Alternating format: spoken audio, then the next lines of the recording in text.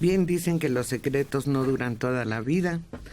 Ahora, después de varios años, se está dando a conocer que Estados Unidos tuvo la idea de utilizar la bomba atómica en Afganistán tras los sucesos del 11 de septiembre del 2001 contra las Torres Gemelas y el Pentágono.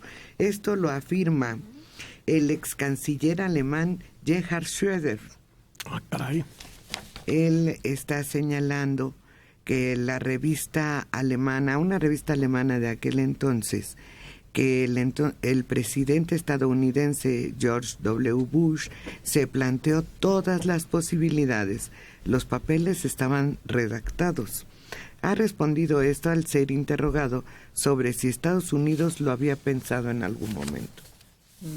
Pues es que George Bush es un cowboy, o era un cowboy. O sea, al más puro estilo del viejo oeste. Pues todo este asunto de que si había armas de destrucción masiva, empezó por ejemplo, en Afganistán y en Irak y en toda esta parte, por la cual fue una cacería inmensa contra Hussein, empezó con Bush. Yo sí creo que hubiera sido factible y hubiera sido posible en un personaje como él. No era alguien que se tentara mucho el corazón. Me imagino que adentro del gobierno le dijeron, oye, no puedes desaparecer una población para buscar a un responsable, ¿no? Que además se sabía perfectamente quién era el responsable de los atentados. Sí, y que no estaba en una ciudad, claro. No estaba en Kabul, por ejemplo, sino que tenía un refugio especial en Fallujah, no sé, y es muy difícil, necesitaría echar unas 20 bombas para cubrir toda la zona. ¿Acabar con Afganistán? La zona montañosa, porque están en la zona montañosa. Y claro, lo que decidieron fue invadir y sin ningún efecto. Se les escapó, pues la vez que lo tuvieron a punto de atraparlo, se les escapó y ya no supieron de él hasta que lo agarraron en Pakistán. Pero además, ahí es donde nos ponemos a pensar, realmente hemos tenido mucha suerte como humanidad de que quienes han estado al mando, ya sea de la Unión Soviética en su momento o de Estados Unidos, no estaban tan desquiciados como para que en un momento dado se lanzaran una guerra nuclear.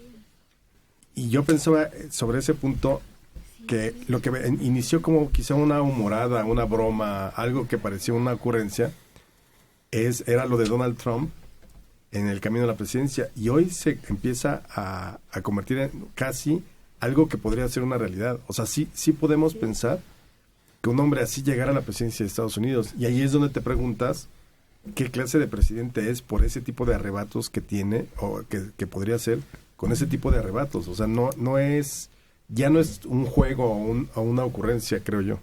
Ahora, lo que le pasó a Bush después del ataque a las torres fue se trabó, se quedó totalmente pasmado ante lo que estaba ocurriendo. Le tomó varios días recuperarse ante el pasmo de lo que había sucedido. Luego descubre que en su escritorio había un informe de uno de sus principales investigadores que decía precisamente eso. Y más o menos en esta fecha va a haber ataques en aviones contra edificios de Estados Unidos, probablemente en Nueva York. A ese tipo lo corren, además, al que da esa y además toma una serie de represalias contra quienes le advirtieron lo que iba a pasar, que uno se pone a pensar realmente en la salud mental del tipo, ¿no? Y pues finalmente toma la decisión de irse a la guerra en Afganistán. Primero contra Hussein, porque culpa falsamente y a sabiendas a Hussein de ser quien está atrás del ataque a las torres. Armas de destrucción masiva que no existieron. Pero el hecho es que los culpables sí estaban basados principalmente en Afganistán, no en Irak.